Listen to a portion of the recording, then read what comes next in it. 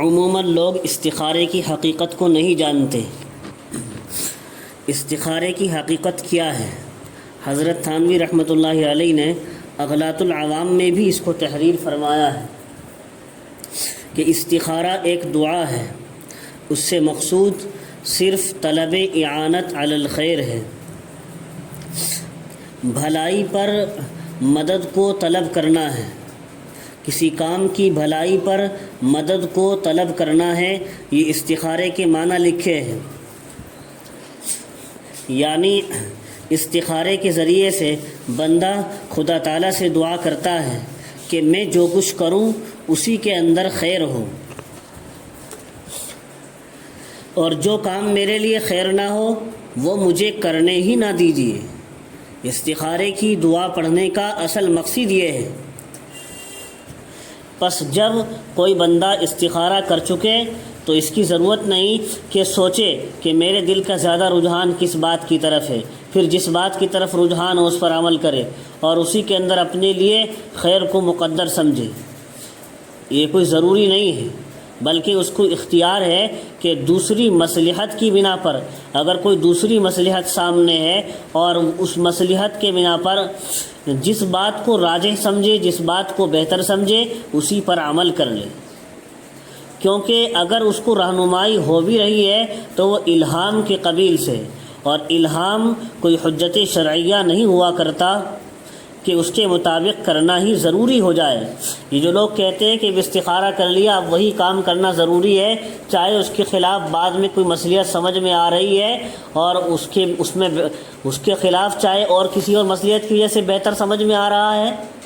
دوسرے لوگوں کو، ہمیں بھی، اپنے آپ کو، تو اس کے خلاف نہیں کر سکتا، ایسا نہیں ہے۔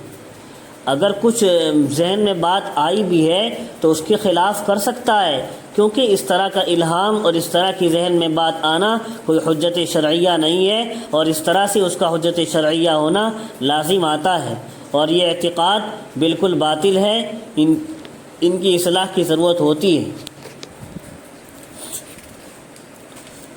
تو اصل مقصود یہی ہے کہ استخارے میں جو دعا پڑھی جا رہی ہے اس میں کام کے اندر خیر اللہ تعالیٰ سے طلب کی جا رہی ہے۔ اے اللہ اگر اس کام میں خیر ہو تو کروا دیجئے، اور نہ خیر ہو تو مجھ سے یہ کام نہ کروائیے۔ جب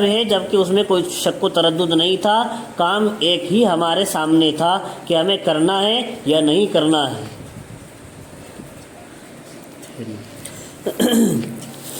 دوسرا مسئلہ یہ ہے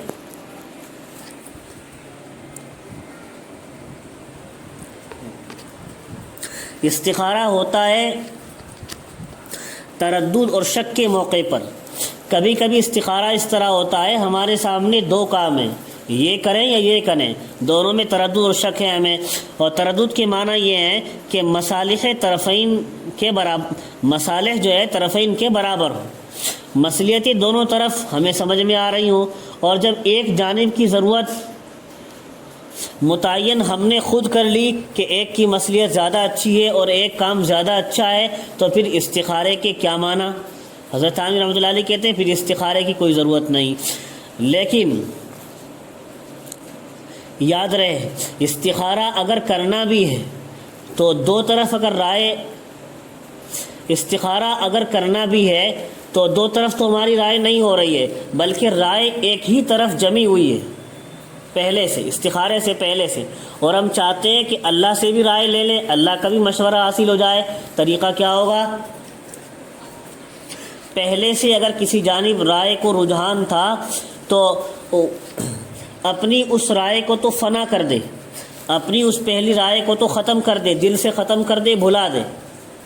جب طبیعت یکسو ہو جائے، سکون سے ہو جائے، تب استخارہ کرے، اور یوں عرض کرے اللہ تعالیٰ سے، دعا پڑھتے وقت یہ نیت کرے، یہ دعا کر لے، اے اللہ جو میرے لیے بہتر ہو بس وہی ہو جائے، ان ھذا الامر خیر لی وقدر، اگر وہ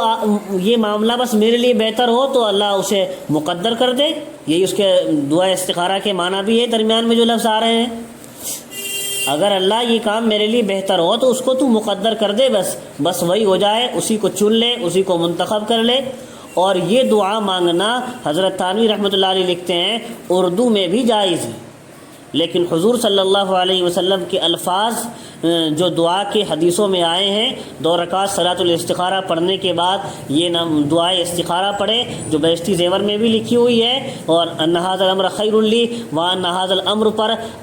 2 جگہ ان ھذا الامر کا لفظ آیا ہے، دونوں جگہ اپنے مقصد کو دل میں رکھے، اس پر وہاں نشان کھینچا ہوا ہے، اور اس کے بعد دعا کے الفاظ یہ اللہ کے رسول علیہ الصلوۃ والسلام والے ہی پڑھنا یہ بہتر ہے۔